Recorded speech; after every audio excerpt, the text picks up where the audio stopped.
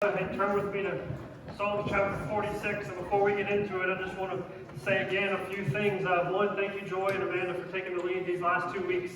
It's been a good change up for us to have piano playing, to sing some a little bit more balanced towards the older hymns, which is okay, and to see Joy, who works in so many other areas of the church with kids and in the organization and all these other things, to see you up and play the piano. It's been awesome.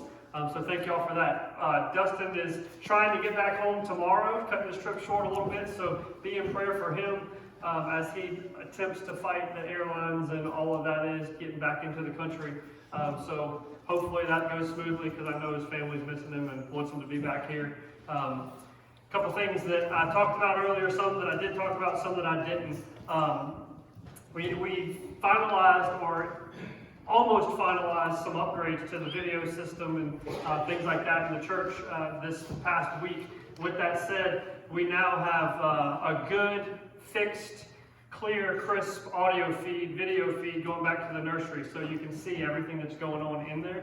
And I say that for two reasons. One, because we do need volunteers for the nursery. We're trying to have enough adult volunteers to where you only have to be back there hopefully like once a month. Until we can either settle on a paid nursery worker again, or get the system flowing properly. With that said, during this time of uncertainty, we're going to just kind of suspend official nursery gatherings because many of our volunteers are elderly or up in age, and so we just want to make sure that everything is okay for them. However, if you need the nursery, you're more than welcome to go back there. It's open, it's set up. You can turn the TV on, you can see the live feed, but you would be responsible for your kids. So just wanted to throw that out there. And also that I didn't mention at the announcement time, I wanted to make sure that you heard it and that it was on the recording. We are going to be collecting a normal offering, but coming down from the association and from other church bodies just recommending that we don't pass the plates, to just cut down on contact. We have the two baskets set on tables at the back of the door. So at the end of the service, when we give, as we leave, just be prepared to give and drop into the back. Or also, as always, you can give online at nbc.com/giving, I believe. Follow the link so we get you there. Psalms chapter 46, I know it's not Corinthians. We've been going through Corinthians, and I've been excited about Corinthians, and then we hit these couple chapters in Corinthians where we started talking about adult content, and it's been really kind of nerve-wracking for me to prepare to preach to you on adult content, because we've made a stand as a church that we're okay with kids being in here, and I don't know about you, but it's really awkward for me to get into adult content as deep as Paul gets into adult content in the scriptures while there's little ears listening. Because the entire time, I know your conversation on the ride home could be very, very, very interesting. And I know some of you guys aren't ready for that. Good news is you're going to have at least one more week of a break from Corinthians. And then when we get in, we're going to probably pick up a little on the tail end of some of those adult conversations. But today I want to talk about Psalm chapter 46. And here's why we're going to Psalm chapter 46. As we just kind of got the news and the coverage of all of the hysteria that's going on around us, one verse kept coming to my mind. Over and over and over. I'm driving around all day, I'm working around the house all day, I'm thinking about these things, and one verse just kept coming to my mind. And it's Psalm 46, verse 10. Be still and know that I am God. Amen. Many of you have heard that verse. You've memorized that verse, you know that verse, and it's a very comforting verse for us to use in times of trouble. But many of us haven't really read through the entire chapter. And verse 10 is good, but when put in context with the entire chapter of Psalms 46, it really becomes relevant to us in days like today. It really becomes something that we can apply not only today, but yesterday. We can apply it tomorrow, and we can help ourselves survive, for lack of a better word on the cuff here. We can help ourselves survive during these uncertain times.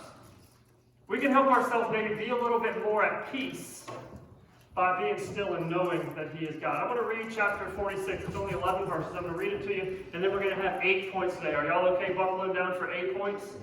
Y'all, I know what some of y'all are saying. 3 weeks ago, I couldn't even get through 3 points, and I'm going to try 8. Yeah, we're going to try 8. Trust me, you'll be okay. Psalms chapter 46. I had it, and then I started moving all around. Got it marked in here somewhere. There it is. Psalms chapter 46. God is our refuge and strength, an ever-present help in trouble.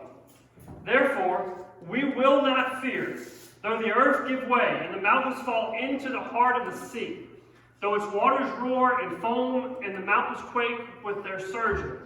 There is a river whose streams make glad the city of God, the holy place where the Most High dwells.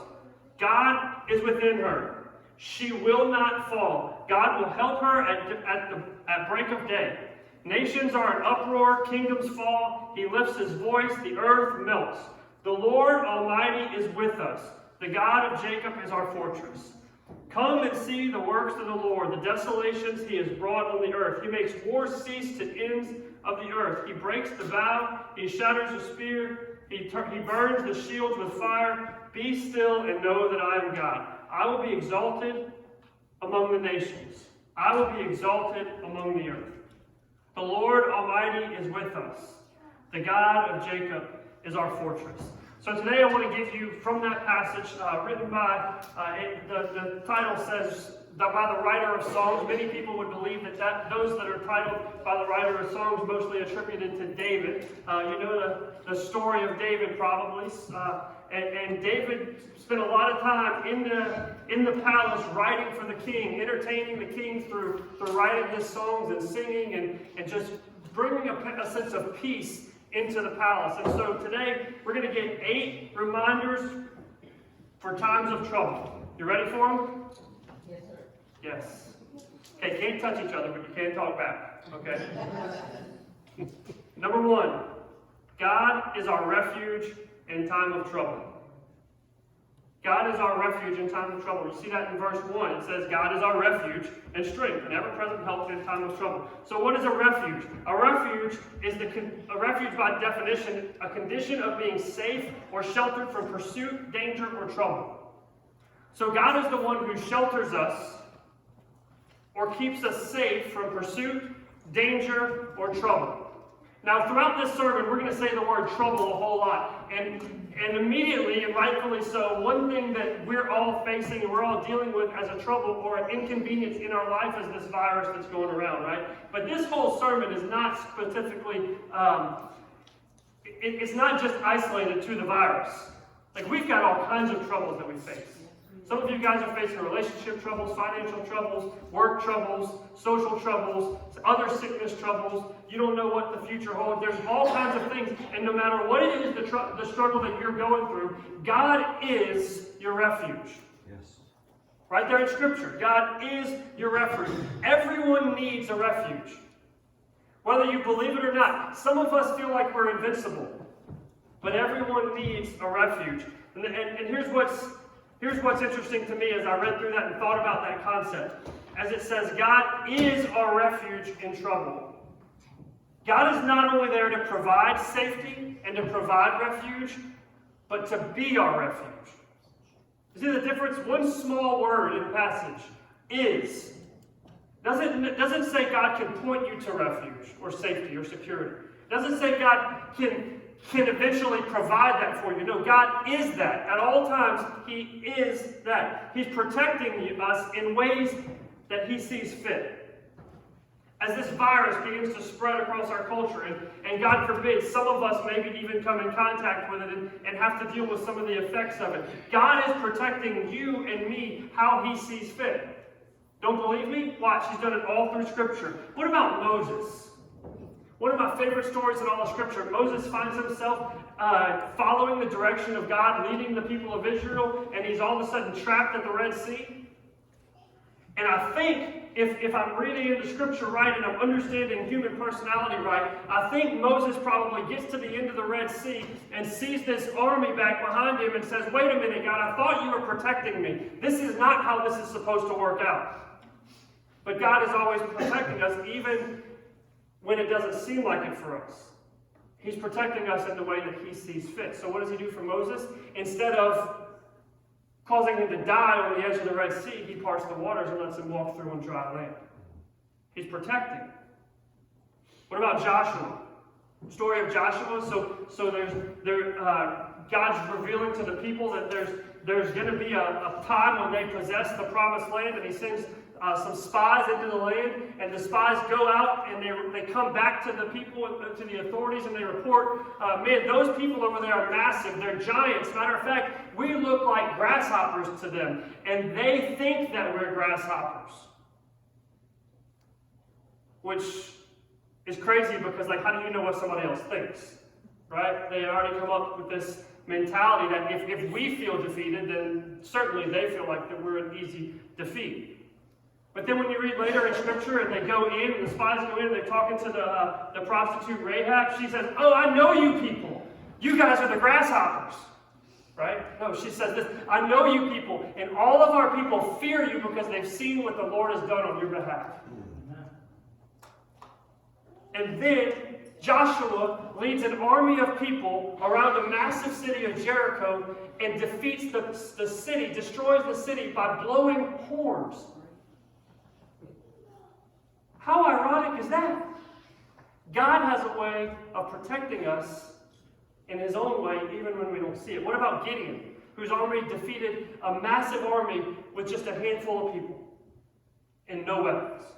What about Daniel, when he was thrown in that lion's den for praying of all things? Do you think he ever thought, wait a minute, God, this is not the best way for you to protect me? But in that moment, he got an overnight one-on-one experience with the creator of the world.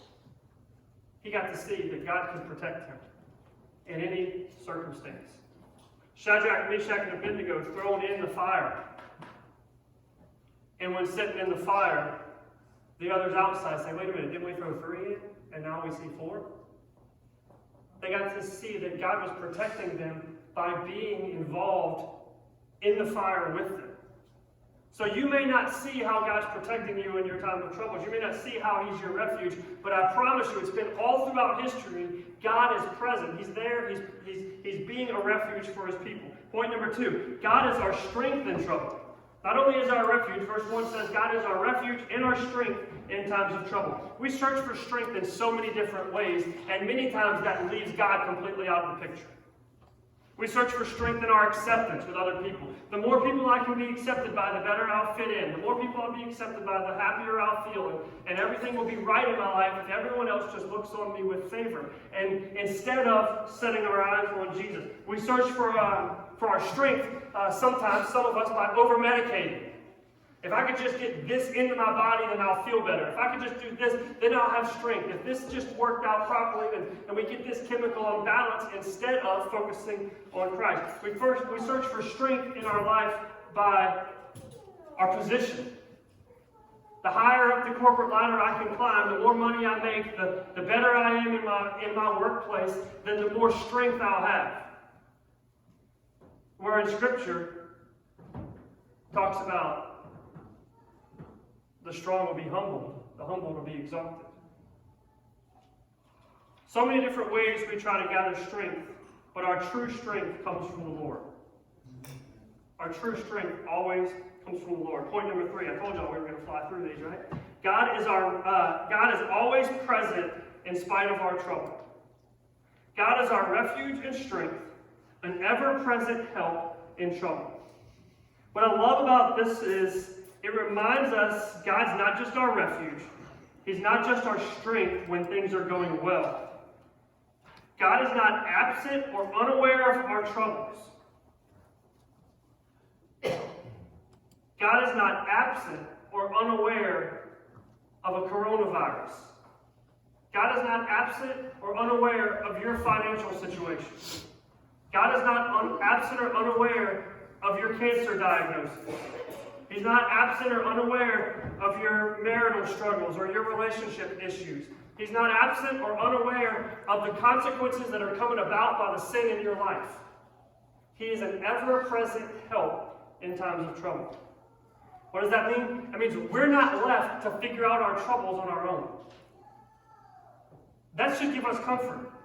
That should give us security. That should give us hope that we're not left to figure all these things out on our own. God is ever present. Here's the key. It's our job as believers to find God in the midst of our trouble. And sometimes that's extremely difficult. Where could God be? speaking, of the things around us, where could God be in such mass hysteria of the virus that we're experiencing right now as a culture, where the entire world wants to basically just shut down? And I'm not taking sides here. I'm not trying to push a particular agenda or tell you how to live your life. But where could God be when literally, like, we're just being told and encouraged to stay indoors as much as possible, to not associate with other people as much as possible, and those are good safeguards, and we need to put a lot of those into place. But how do we see God in a situation like that? I got a few examples that I wrote down. What if this is what God uses to get churches to be creative and to get their message out into the segment of the world that currently has no desire to be a part of a local church? You know what I've noticed this week? I've noticed that there's a whole lot of churches broadcasting services. You know what that means? That means there's going to be a whole lot of people that click on a link that are never going to step in the door of a church. It's true. They're going to go, oh, well, somebody posted this link. A friend of mine, I might just click and they may just listen to 3 minutes.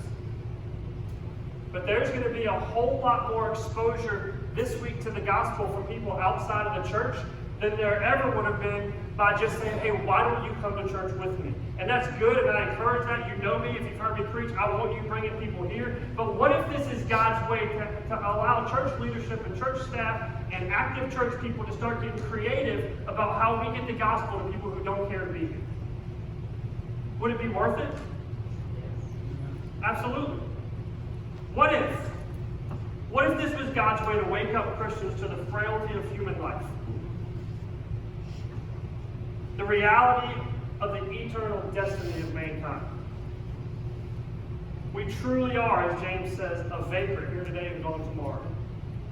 What if this is what it took?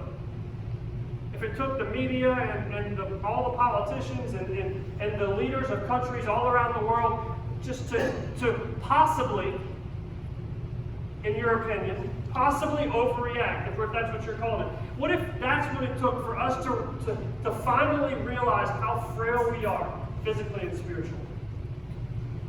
Would it be worth it? What if it took the corona scare, even if you believe it's overhyped by the media?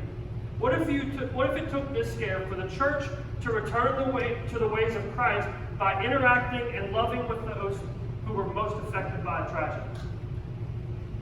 What if this is what it takes to wake us up to the idea that people are hurting all around us?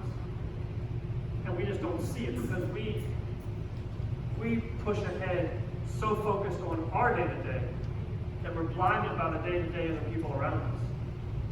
Listen, before a few weeks ago, and we started seeing all this in the media, people were still struggling.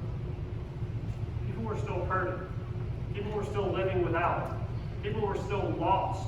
And many days go by that we don't even think about that. Last one.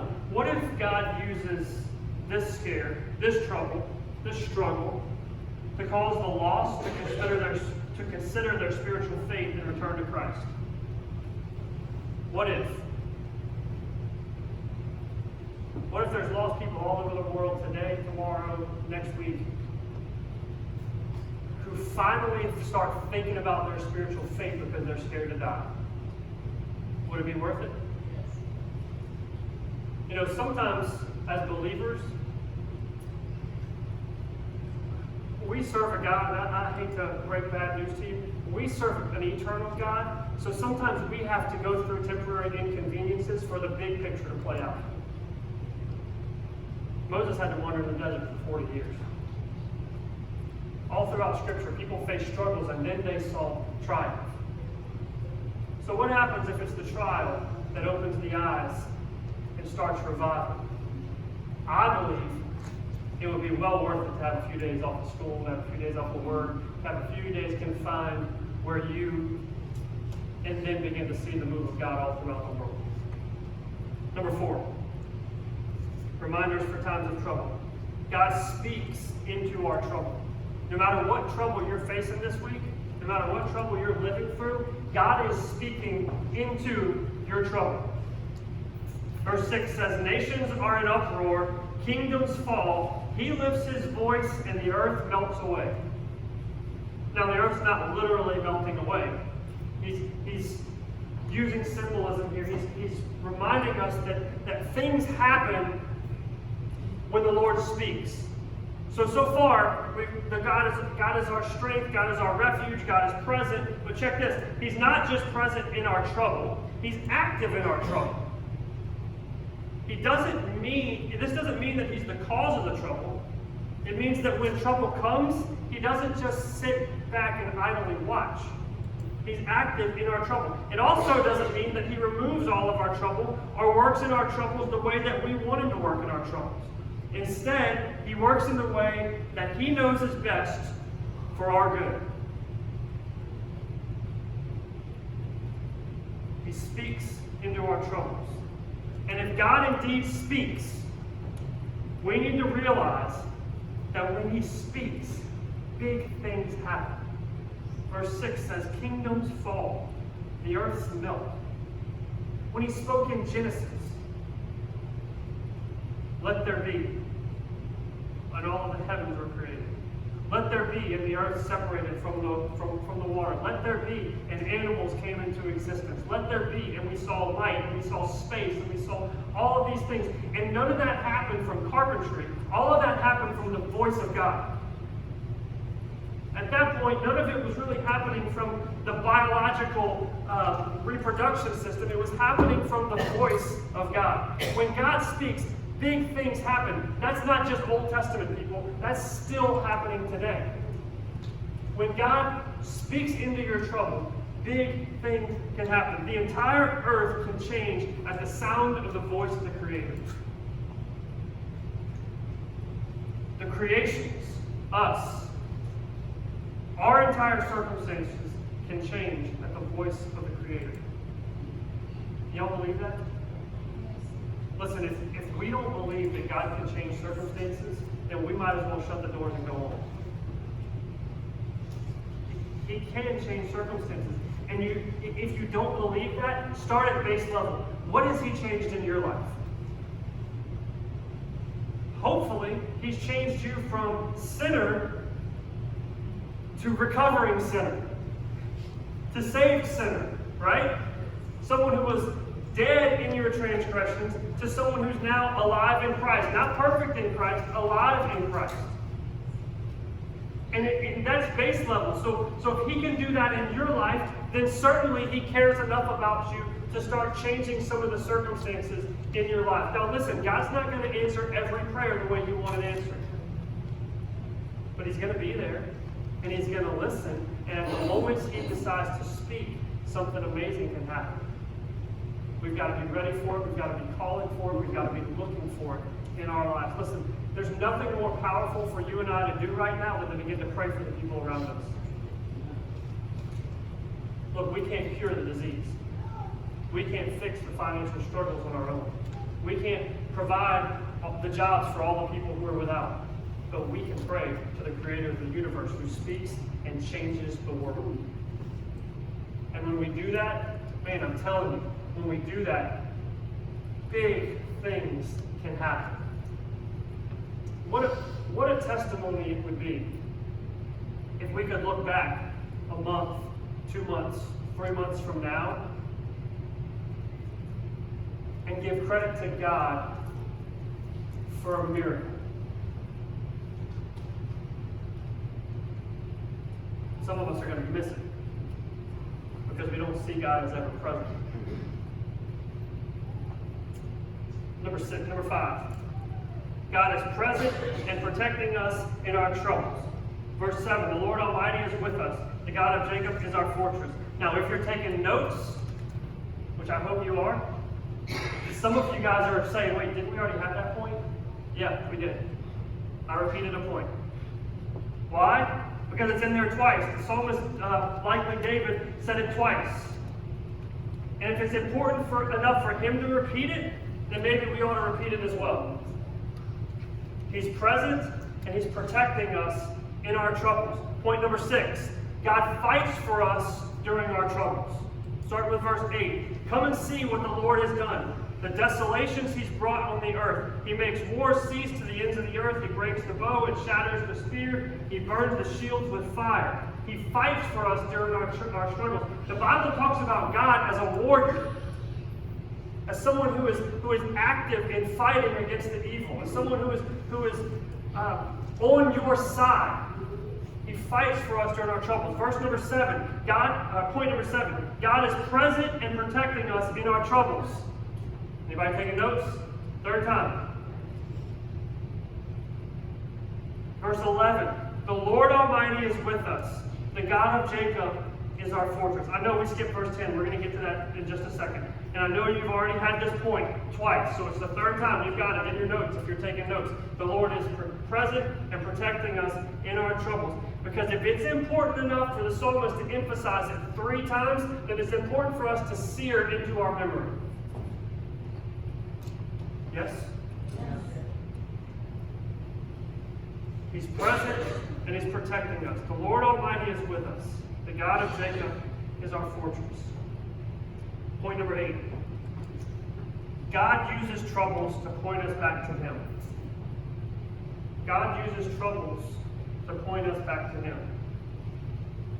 Verse 10, He says, be still and know that I am God. I will be exalted among the nations. I will be exalted in the earth. Let me read that again to you. He says, be still and know that I am God. I will, definite, I will be exalted among the nations. I will be exalted in the earth. 3 major things in this verse. It's implied that we need to slow down. Like there's times in your life where you just need to slow down, right? Trouble is all around you. Panic is all around you. You just need to slow down. This played out for us this week. So immediately things start shutting down around us, right? Like your work's shutting down, the school's shutting down, no gatherings of 250 people or more. Everything seems to get hysterical. People are calling you, telling you that the gas stations are going to shut down and the stores are going to shut down and you got to go get bread and you got to go get toilet paper and you got to go get all this stuff. And if you ever went to the store, it was like chaos. And for a moment, listen, it's important for you to be prepared, but at some point, we just got to step back and slow down. And not overreact. And not allow the busyness of the stuff that's going around us to cause us to panic. Why? Because we know the Creator of the world. Listen, be prepared. Do your safeguards. Do what you need to do. But don't be going so full steam ahead that you lose control of who's really in control. Stop making rash decisions in times of trouble. And that's not just like this, that's any trouble. In financial trouble, stop making rash decisions. In relationship trouble, stop making rash decisions. You addicted, stop making rash decisions. Slow down, take a step back, evaluate the situation, surround yourself with good counsel, and take baby steps towards a solution. Stop overthinking the issue. Stop overthinking it. Like, what can I do today to make it through today? What can I do today to make sure that I'm taking a step closer to God and a step further away from the trouble? What can I do today to not allow the enemy to control my mind and allow my mind to be focused on God? Stop overthinking the issue.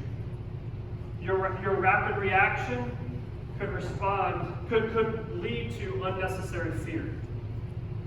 Yeah? So T-ball season just started and then stopped the very next day for us. We drafted our teams Wednesday night, I believe it was. Drafted our teams Wednesday night, Thursday morning, we're shut down for the indefinite future, right? And that's good news and bad news for us because my T-ball team is absolutely dominant, all right? Like we are dominant, we're ready to roll. But one of my best players, whose dad is one of the assistant coach, is going to be out for the first 11 days of the season on a Disney World vacation, which causes trouble for me. right? Like, good, go enjoy Mickey and everything's going to be great, but causes trouble for me because now I'm without one of my key players for 11 days of the season, which could be possibly 4 out of 14 games. That's a huge chunk. So now the team who's expected, everybody kind of just expects our team to just kind of roll through the season. Right now, we're starting off with a serious handicap. So all of a sudden, I get this message that says season is postponed indefinitely, and immediately I pick up the phone and I'm so excited. I'm like, hey, Bobby, guess what? Season is postponed. Disney's closed. You guys, this probably is going to work out perfect for us, right? Of course, he's missing his vacation, but who cares about that, right? This is going to work out perfect for us. And he says to me, dude, I got a family member that works for the Pentagon, and he's telling me they're fixing to shut down every commercial business in the United States. And I'm like, dude, seriously, stop. Slow down. Calm down. Don't overreact. Because when you get a word like that, the natural reaction is to fear. Well, if they're going to shut down every commercial business in the United States, how in the world am I going to survive? Right? And that's how your grocery stores get empty in a matter of 30 seconds. Yes, make the appropriations, but don't allow fear to completely encompass you. Now listen, I don't know, he may be one of those guys that click on the sermon and watch it later on. So I want to say this. Some of those things may happen, but they haven't happened yet. Some of those safeguards, you're going to start seeing businesses close early. You're going to start seeing things shut down that are unnecessary. So yeah, those things may happen, but listen, take it slow. Allow these things, these troublesome things, to play out as they play out, and don't overreact. The second thing we see in this verse is not only should we slow down, but there's also a time for us to be absolutely still. And when it says be still, it really means be quiet and don't move. It's not necessarily about physical motion as it is just about the mental state and the spiritual state of just stopping. And there's some times where you and I have to just stop. Why do we have to just stop? Because sometimes it's hard for God to fix things in our lives because we won't stop trying to fix them ourselves. Yes? Can I just tell you, God is a better fixer of problems than you are. And sometimes He can't fix our problem because we're so busy fixing our problems, we're all in the way. Sometimes it's hard for us to hear God because we won't stop talking.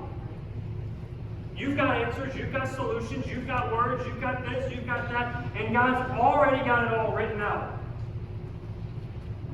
And our words are covering up His words. Be still.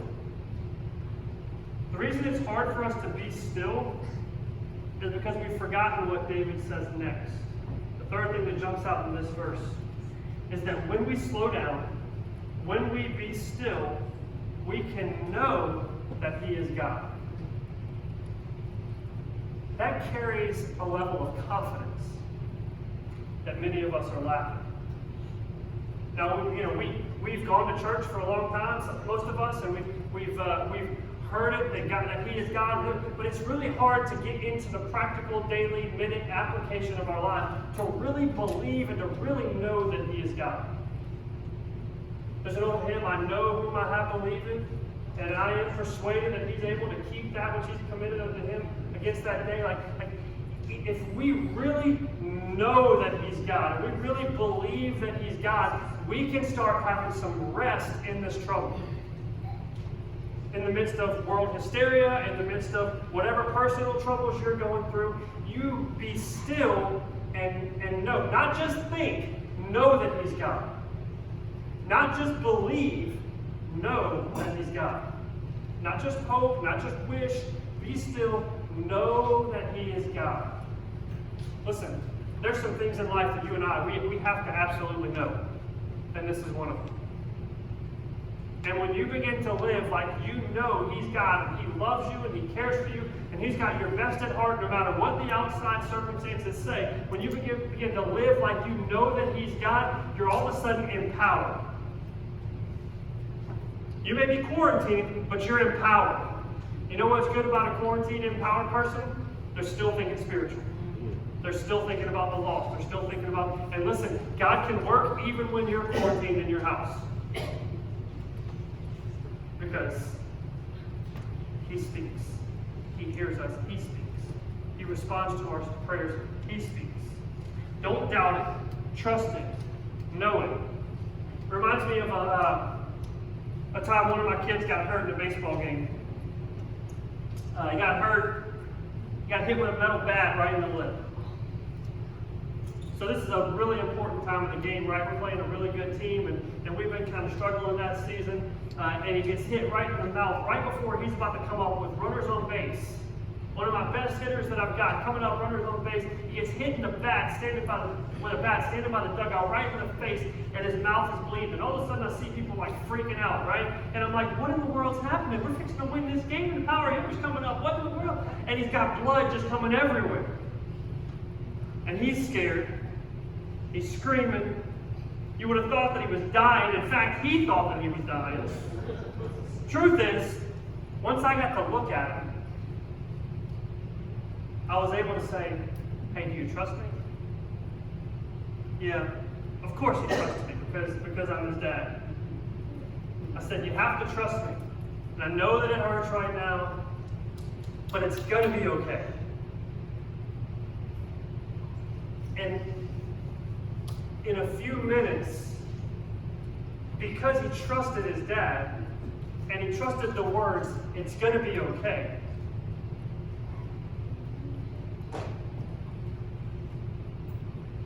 It didn't change the fact that he was still bleeding. It didn't change the fact that he was still hurting. But it took him from a paralyzed fear to be able to go stand in the batter's box and take the next step in the game. And I thought about that because the truth is, though nothing had been changed in his physical circumstances, when he focused on the truth at hand, reality came into focus. And for you and I, when we focus on the truth at hand, that He is still God, in spite of the trouble, and that He does still have the best interest of the world at hand, and that He does still want people to come to faith, and that He does still care about His children, and He does still provide, and that His words do make a difference. When we focus on that truth, the rest of the things can come into perspective, and we can begin to not be paralyzed by the fear of our troubles. That's what this verse is all about. Be still, know that He's God, trust Him, and don't be afraid. Came across a story, we're going to close with this story. Came across a story of a lady who was a missionary to an orphanage in China during World War II. And the Japanese invaded. She was forced to get all of these children out of the orphanage and into safety. And it was said that she was leading 100 children, orphan children, over a mountainous area trying to get to safe ground. So she's leading 100 children, and she's trying to move quickly. Y'all know how it is to move quickly with kids, right? Nobody can even get to church on time with their kids, much less anywhere, right? You can't move across a mountain from Japanese forces. And she's moving. They're not sleeping at night. They're running out of food. And after an extremely discouraging night, one of the older kids comes up to her and reminds her and talks to her, and she says, you know, I'm reminded about one of my favorite stories in the Bible, when Moses led the Israelites out of Egypt. She said, that's what this kind of reminds me of. And the missionary looked at her and said, in full discouragement, yeah, but I'm no Moses. You know, sometimes kids have a way of setting you back on track. She's at probably one of the lowest points in her life. And she admits that I'm no Moses. And the girl looks at her and says, yes, but Jehovah is still God.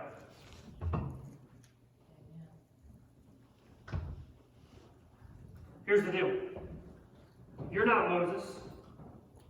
You're not Joshua. You're not Daniel. You're not Shadrach or Meshach or Abednego. But God is still God.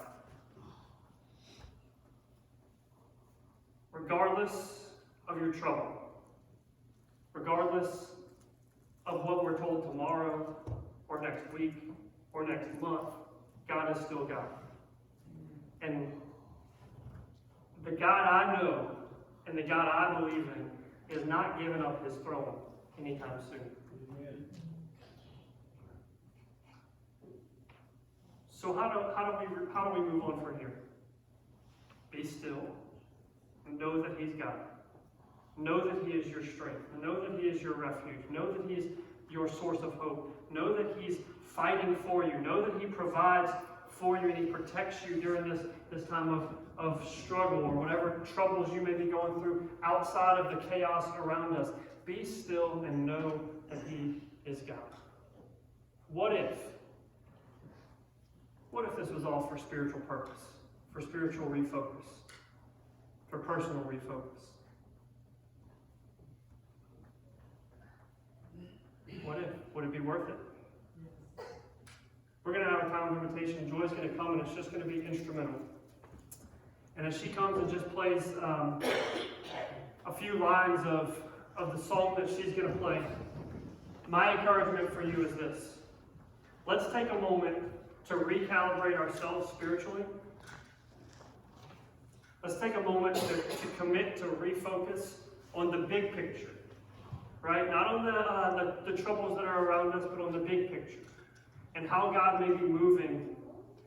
And how we might still be used during troubling times. And then let's spend a moment praying for the troubling times, the immediate troubling times around us.